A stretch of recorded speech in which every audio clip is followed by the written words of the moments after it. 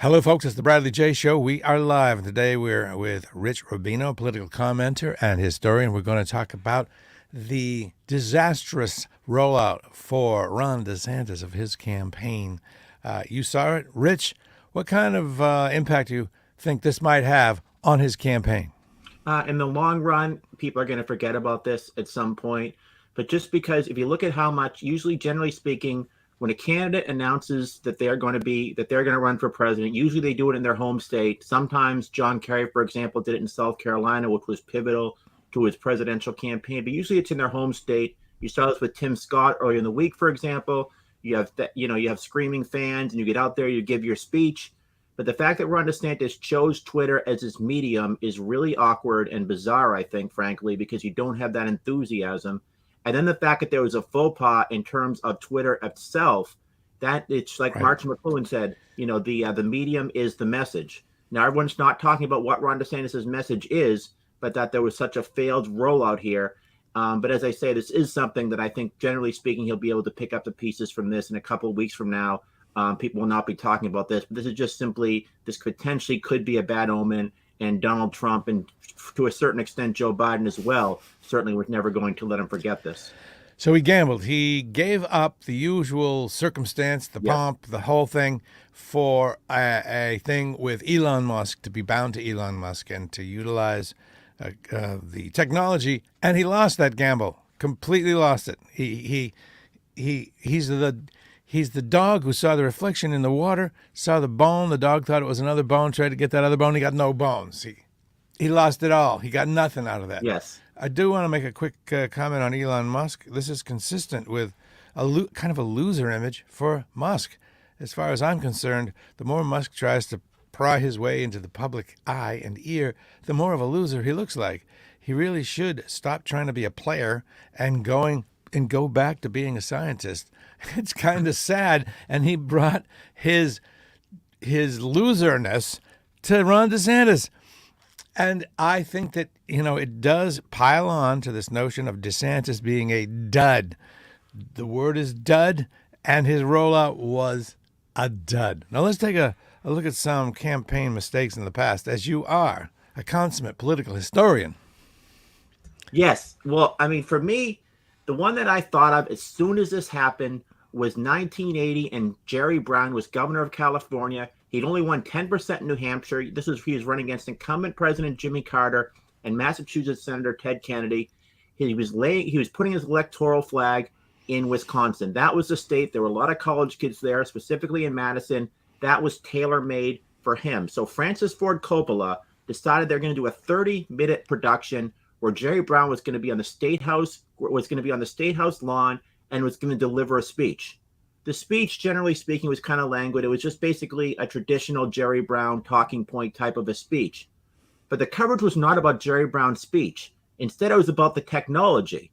And part of it was when Jerry Brown was speaking, you could see in the background, because for some reason this was 1980s technology, you could see this weird footage of astronauts in their underwear doing somersaults. So obviously you're not going to be listening while Jerry Brown is talking about his plan to reduce the national debt. You're going to be saying, what is this stuff going on in the background? So he got photobombed. The eerie similitude, and this was the year after Apocalypse Now. So Bernie Goldberg, a reporter for CBS News, labeled it Apocalypse Jerry Brown. So they have the primary in Wisconsin. Jerry Brown wins about 11% of the vote. The next day he drops out. And part of this was because of the technology. And you think of all the time that Jerry Brown spent thinking about that, Francis Ford Coppola, this was going to be what was going to revive his campaign. He was going to win Wisconsin. And then all of a sudden he'd be a force to be reckoned with. He potentially would be the liberal alternative to Jimmy Carter rather than Ted Kennedy. Instead, he completely imploded because of the technology. But there are other examples too. And usually it's somebody who is somewhat politically a neophyte. One of them would be, for example, George Dewey. George Dewey was known as essentially the general who was involved in the Battle of the Philippines in 1898. For example, he was in the Spanish-American War. He was seen as a hero, and the Democrats finally persuaded him to run for president as their nominee in 1904. Some people thought he was actually a Republican. But the first thing they said when a reporter asked him about his candidacy, he said, "Well, I do not believe that the presidency is a difficult office to fill. Essentially, I will just listen to other people. I will listen to Congress." But basically, he had no real plan. He thought the job was going to be easy. So subsequently, he had to drop out of the race. And to add insult to injury, he later endorsed William McKinley, the Republican presidential candidate nominee, after making a mistake and really embarrassing the Democratic Party. The party really had nobody else to nominate. William Jennings Bryan had been nominated twice and lost. So they nominated Alton B. Parker, a very obscure judge in New York State, and they landed up losing in a landslide. Another example, 1967, George Romney, the governor of Michigan, was announcing his campaign. He was interviewed in Detroit about his presidential candidacy, and they asked him about his changing of views on Vietnam. Basically, Romney had been a hawk, and he became a dove. So he was asked, and he said basically, "Well, I went over to Vietnam, and I had the biggest brainwashing." He said the generals of diplomatic corps, basically, that they had persuaded him to support the U.S. role in Vietnam. And after he later thought about it and was about to run for president, he decided he was going to change his views on Vietnam. That was a complete mistake. And people immediately said, "Well, this guy is getting brainwashed by the diplomatic corps and the military. How can he be president of the United States?" Exactly. And Eugene McCarthy is running for the Democratic presidential nomination. And they asked him the next day, they said, "What do you think about him, George Romney, saying that he was brainwashed?" You know what his response was? No. "A light rinse will suffice." No. So do these faux pas really cause a loss, or are they, just evidence of a losing campaign? Anyway, you got the Dukakis helmet in the tank. You got your Howard Dean scream. You got your Romney with a dog on the roof of the car. Yep. All those. Any of those the cause of the demise of the campaign, or are they just frosting on the cake of that demise? For all of them, they're really just contributing factors. Dukakis had other issues as well. For one thing, the fact that the Massachusetts miracle that he had touted at the beginning of his campaign won the nomination based on that. As it got toward 1988, as it got toward the September and the general election campaign, the economy in Massachusetts tended to sour. There was the fact that George H.W. Bush, he wasn't directly involved, but certainly associates of the Bush campaign, Lee Atwater, who did work for the Bush campaign, brought up the whole Willie Horton issue. Basically, Willie Horton, his actual name was William Horton, but he was an African-American who was out on a furlough program, actually began not by Dukakis, but by his predecessor, Governor Sargent. And he was on the furlough program, and he went down to Maryland, and he landed up raping somebody. And essentially, associates of George H.W. Bush used that to associate Michael Dukakis with that. Now, in fairness, Al Gore, who was running against him that year in the primary, actually used the furlough program against him first, but he never mentioned Horton's name. And then there were other issues. One of them was during one of the debates, Bernard Shaw, the first question he asked was, if Kitty, his wife, were raped and murdered, will you support the irrevocable death penalty? And Dukakis, instead of giving an emotional response, which Americans wanted, where they stood on capital punishment, said, "No, I don't, Bernard, and I think you know that I've opposed it," and gave a very intellectual answer. Right. There were certainly other reasons. In the case of Romney, there were many other reasons why he lost that case. Yeah. Back to Dukakis before you get too far away. Yeah. What should Dukakis' answer have been? For that, he should have given a very emotional response, and he should have said, as much as I would absolutely hate that, and as much as he would say something, you know what he should have said? When Mario Cuomo was debating Ed Koch and the same question was asked, Mario Cuomo essentially said, "You know what? Yeah, I would have wanted to strangle the guy, but you know what? The reason we have a justice system is so that I don't do that, and it has to go through the justice system essentially." But the point is, he gave a very emotional response, and consequently, many folks in New York, even conservative voters who actually very much supported capital punishment, respected him for his answer.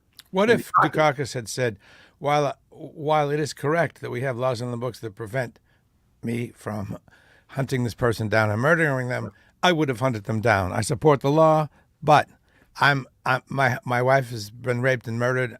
I'm the husband. I'm hunting the guy down. What if that answer would have been okay, right? Yeah, theoretically, it's an inherent contradiction, because if you're the guy that's supposed to be, if you're the executive and you're supposed to be enforcing the law, then you want to break it.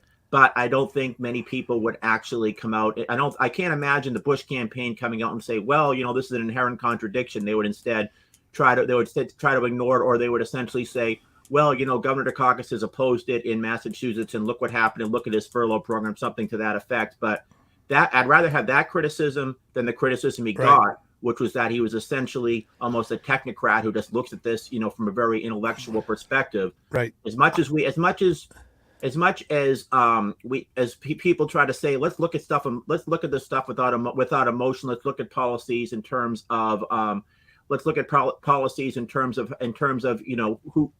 who gets the most amount of happiness, that type of thing. Most people still see things at a visceral, emotional level, and somebody who looks at something very technocratic and doesn't really have very much emotion in terms of these issues, it really can have deleterious effects in the end of the day. Right. Sometimes the greatest good for the greatest number is the way to go, but sometimes the emotional response is also, politically at least, the way to go, I'm sure. Jeremy Bentham, that's utilitarianism, and John Stuart Mill, to get into philosophy, very much supported utilitarianism, basically the greatest good for the greatest number. And I'm sure that politicians now, at least I would expect and hope, would have locked and loaded ready answers for questions like that. And an equivalent these days might be, if your 10-year-old daughter were raped, would you deny her an abortion? Would you make her have the child of a rape when she was 10? It's interesting you brought that up, because Dan Quayle was actually asked by Larry King, and Dan Quayle was very much against abortion rights. This was in 1992. What would happen if your daughter had an abortion? Now, social conservatives would want him to say something to the effect of, I would absolutely forbid it, and I would tell her not to do it. I would tell her, and I would try to persuade her. But instead, he basically said, I would counsel her, but essentially it's her decision. And actually, an interesting too. But even to say her decision, that's choice. Yeah, that's choice, and that contradicts. If you are truly against abortion rights and you truly believe that a fetus is a functional equivalent of a human being, then you would do everything possible to prevent that from happening. But he gave kind of an intellectual answer. It kind of got lost to history, and actually probably helped him a little bit, because Quayle, at least in the general election, was seen as very conservative, and Bush was trying to appeal to moderates. So to a certain degree, it kind of helped him, because Bush himself had an evolution on that issue, or depending on, I guess, your perspective. But he was somebody who very much supported abortion rights. His wife had very much supported Planned Parenthood. He ran for president in 1980, and he was supportive of abortion rights. Then he gradually became an opponent of abortion rights when Reagan selected him as his vice presidential running mate. And eventually they got to the point where the only disagreement they had was Reagan did not support exceptions for life and incest. He only supported exceptions for the life of the mother, whereas Bush supported exceptions for for rape and incest, as, by the way, did his son, George W. Bush, as well. And interestingly, Betty Ford was asked during the 1976 presidential campaign a very similar question, and she was very much pro-choice. And she was also asked the question, what would happen if your daughter had an affair? What would you do? And immediately, I think many social conservatives thought she would say, oh, no, this is abhorrent. You should absolutely not do this. You need to stop this right away. Instead, she basically said it's her decision, and I would try to counsel her. And the next day, Gerald Ford said something to the effect of, I think you've just lost us 20 million votes, but somehow we'll be able to make it up. But Ford was actually the last Republican president or Republican presidential nominee who avowedly supported abortion rights, and certainly his wife did as well. All right. Any other examples of mistakes in campaigns before I ask a general question about where the Republican Party's at? Yeah, well, a monumental one was actually Edmund Muskie. And Edmund Muskie remember him? He was a senator for Maine. He was the early front runner for the Democratic presidential nomination. And the Nixon campaign feared him. Okay, they feared him. They wanted George McGovern, who very much outspoken against the Vietnam War. They thought he was too liberal. They thought he'd be the perfect nominee. So accordingly, they did everything they possibly could to make him the nominee. As a matter of fact, George Wallace was running for governor of Alabama in 1970. They wanted to stop him because they knew he'd run in 1972 as well. So the Nixon campaign funneled money into his opponent in that campaign, who won the primary, but then lost in the runoff. But another one was Edmund Muskie. And one thing they did, one of the Nixon dirty tricks campaign is they wrote a letter to the editor in the Manchester Union Leader, which is instrumental in that campaign. There was really very little action on the Republican side, so everyone was following the Democratic side. And basically, it was somebody saying that he had wrote him a letter and talking about asking him how he can best support what he can do for African Americans, since he's from the state of Maine, where there's a de minimis population of African Americans. And supposedly Muskie had said something to the effect of, well, or something, his wife had said something to the effect of, well, we don't have a lot of African Americans, but we have a lot of Canucks. And Canuck, of course, is pejorative for Canadian. And there are a lot of Canadian Americans in that community in New Hampshire. So Edmund Muskie gets up in front of the Manchester Union Leader for publishing that letter to the editor. And he gets up and he calls William Loeb, who was the editor, who was a publisher at the time. He calls him, quote unquote, a gutless coward. But it was raining and it was snowing a little bit, kind of a miserable day. And it appeared that he was crying. And you can see this on YouTube. You can judge this for yourself. There are certainly snippets of it. But the next day, some people said he's a wimp. Why is he crying about this? This landed up hurting him. He actually did win New Hampshire, but not by the amount that he expected to win. Or needed to. Sure. After he dropped out. Was he crying or not, in your opinion? I don't think he was. I think it was the weather. Okay. But it's debatable. I've looked at that tape many, many times, and I really think that it was just the water coming down on him. Okay. Do you think Trump has dragged the world to a place where these small things don't matter so much anymore, like a Howard Dean scream? Is that really going to be a big deal these days, or maybe it still is? No. Well, actually, interesting about the Dean scream, though, people think that that's what lost him Iowa. He was actually in Iowa, and he had just lost Iowa. Mm-hmm. John Kerry had won Iowa. Dean was the early front runner, and then he had to give a speech talking to his supporters, many of them young people, and he had to really cheer them up because they thought he was going to win Iowa. So he gets up there, he gives a pretty much boilerplate milquetoast speech, and then all of a sudden he goes in, he says, "And are we going to win Iowa, Tom? Are we going to win New Hampshire, Tom Harkin? We're going to win North Dakota and South Dakota and Michigan, and then we're going to Washington D.C. to take back the White House." And he goes, "Yeah," like that. He went, "Woo!" Yes.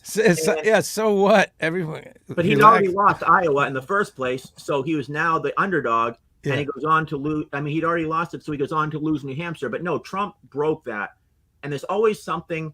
There's always when there's an issue and somebody comes on and takes on that issue, essentially, and inoculates themselves from it. Everybody else does. Adlai Stevenson, 1952 and 1956. One of the reasons people did not trust him is he'd been divorced. People said if he can't run his own family, how can he run his country? Right. Nelson Rockefeller, running for president back in 1964, a few years earlier, he had been divorced and his wife was getting remarried right before the California primary. And a lot of Republicans went to Barry Goldwater because they were so disgusted that Nelson Rockefeller had been divorced. Ronald Reagan comes along. He'd been divorced. He gets elected. Then John Kerry had been divorced. He becomes a nominee. John McCain had been divorced. He becomes a nominee. Bob Dole in 1996 had been divorced. He was the Republican nominee. And it was almost a non-issue whatsoever that these candidates had been divorced. So, yeah, Donald Trump has actually been divorced twice. So now the precedent, now the bar is a little bit lower, I guess. But he certainly has brought, I guess, civility to kind of the low watermark, if you will. So, I don't see an issue like the Dean scream or the Muskie cry, or anything else would be nearly as major as they were at their time. One final question. It's about the Republican Party in general and where they're at. With DeSantis being the front runner, and with other things going on, it seems like the focus of the party, and in my general feeling anyway, when I think about them, is that the priority is a culture war kind of priority, and it's the party of banning books and interfering with healthcare and anti-abortion, but not a lot of focus on a plan for immigration and governing. Not a lot of governing talk, but more culture war talk. Is that a good place for them? No, I mean, maybe it is. Maybe that wins elections, maybe not. But it starts to make them look kind of trite.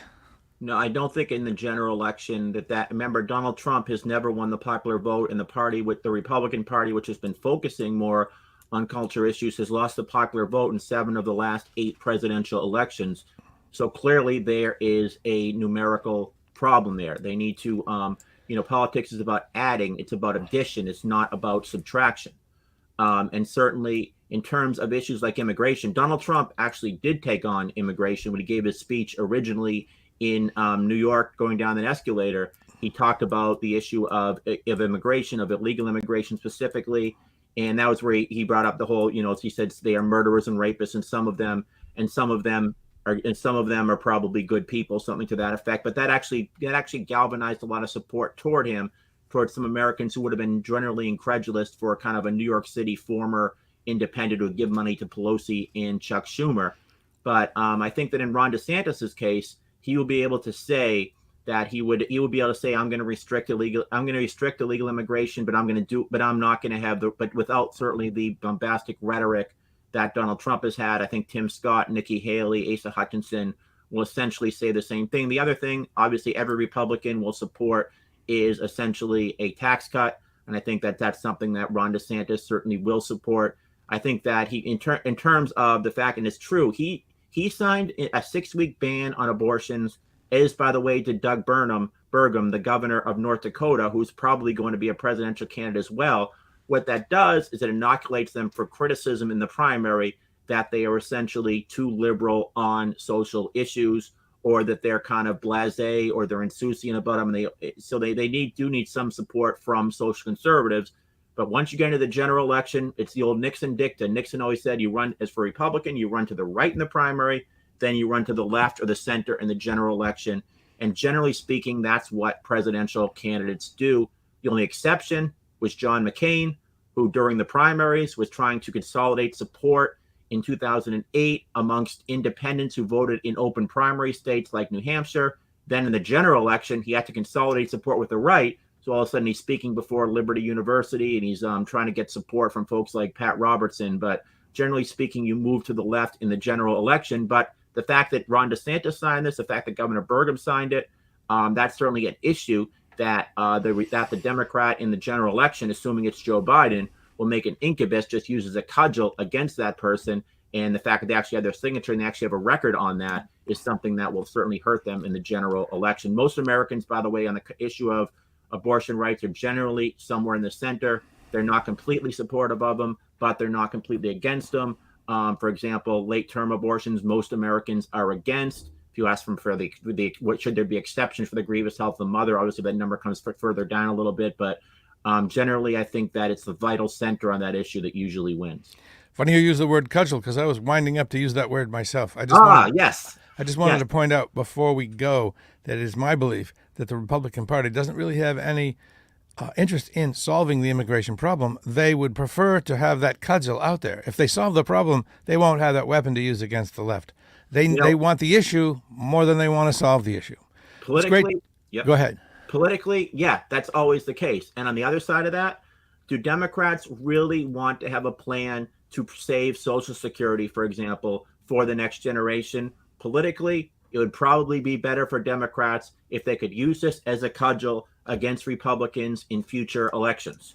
So they can immediately say, if you elect this person, Medicare, if you want, this person is going to cut Medicare, this person is going to cut Social Security. On the Republican side, the same thing with immigration. I think from a pure Machiavellian, cold, calculated political vantage point, yes, you want that to be an issue, so you continue to say the Democrats will not solve this. We have a crisis in the border. People are coming over. We're essentially being invaded. And look, the Democrats are doing absolutely nothing about it. So on both sides, obviously, I guess that's where statesmanship comes in. A statesman is somebody who is willing to kind of either take on their own base in some respects, or somebody who is willing to touch kind of the third wheel of both issues. But oftentimes, when you do touch the third rail of American politics, you sometimes die. And in the case of Social Security, there actually is a plan now by Senator Bill Cassidy of Louisiana, a Republican, and Senator Angus King, an independent who caucuses with Democrats from Maine, to try to reform it. On the immigration issue, John McCain, Ted Kennedy were certainly working on something, but it certainly landed up hurting John McCain. And when John McCain ran for re-election in 2010, after he'd run for president in 2008, he basically disavowed his former position, and he had sheriffs who were very much law enforcement types in the in his advertisement saying, now, Senator, you're one of us. So, politicians do know one thing. They know one thing, and I guess this is just human beings in general. The most important law of important law of humankind, self-preservation. And for a politician, that means either staying in office or moving up to a higher office. That's kind of sad because more and more you see people completely willing to sell out any sense of class or morality or decency to keep their job. And there's many exceptions to that as well. There are many people who actually do land up losing their seats because of their position. Sometimes someone will be 95% right down the line with their party, but then there's another 5%. So consequently, they land up having a primary challenge. But this is where I guess statesmanship comes in. Generally speaking, I would consider statesmanship somebody who's either willing to take on the donors who gave them the money, the donor class, or somebody who's willing to take on their own base, or for that matter, somebody that's willing to take up an unpopular issue, and potentially somebody who's willing to kind of talk to their constituents and tell them what they don't want to hear. Now, this brings us an issue, though. What is in a Republican form of government, a constitutional republic, is the member of Congress or a member of the Senate, are they supposed to essentially be tribunes to their constituents, just follow the lead, and essentially almost take a poll amongst their constituents, say, okay, I'm going to vote this way, it doesn't matter how I personally feel? Or are they supposed to be leaders? Are they supposed to say, well, my constituents, 70% of my letters are coming, and they're saying that they want to support this, they want to support this program in my district. You know what? I really don't support it. I don't think we should bring this military base to my district or something. So as a result, I'm against it, and then lose. Obviously, it gets to the question: are we a pure kind of Athenian democracy where everybody has a vote and all that matters is a majority, or are we looking more for somebody who's going to be a statesman and potentially somebody who could actually lose re-election? Well, I think that you're supposed to represent your constituents, right? But yeah, and if that's the case, though, and this is obviously the Constitution is very opaque about this.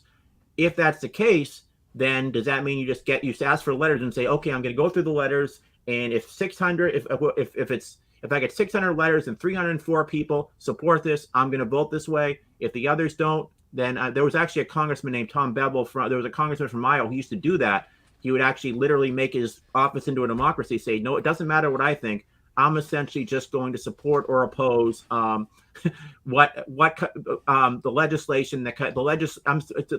legislation based on what my constituents are essentially telling you. Now, that being said, if you take an unpopular position with your constituents, what's going to happen?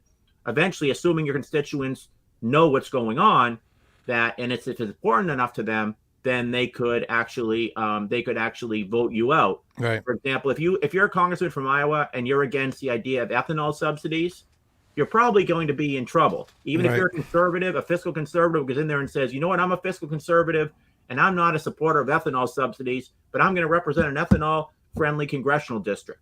Donald Trump, for example, he's taking on Ron DeSantis based on that issue because it's very popular in the state of Iowa. And from a truly libertarian conservative perspective, you would not be in favor of ethanol subsidies, but he's criticized Ron DeSantis for when he was in the House of Representatives for opposing ethanol subsidies. Al Gore, here's a fascinating one. When Al Gore was running for president in 1988, he criticized the state of Iowa and said, I will not participate in the primary, basically saying that it was silly and the whole caucus system. But then in 2000, he comes back and runs again. All of a sudden, he genuflects to the people of Iowa and loves the Iowa caucus system. So obviously, he knows he has to win Iowa, and that's part of that. It's not necessarily about politicians. It's just about human beings in general, or for that matter, just about every species in the Milky Way, really. The people want, and every species wants self-preservation. And in politics, self-preservation often means taking a popular stance. All right, this is a good place to stop. Thank you so much, Rich Rubino. I really appreciate it. You are, besides being a commenter, you have your book. Do you happen to have a copy nearby? The Great American Political Trivia Challenge 175 trivia questions. Political trivia on steroids. It's cool. It's a great gift. Rich Rubino, thank you so much, and we'll talk to you next week, I hope. Absolutely. We'll do. Okay, bye-bye.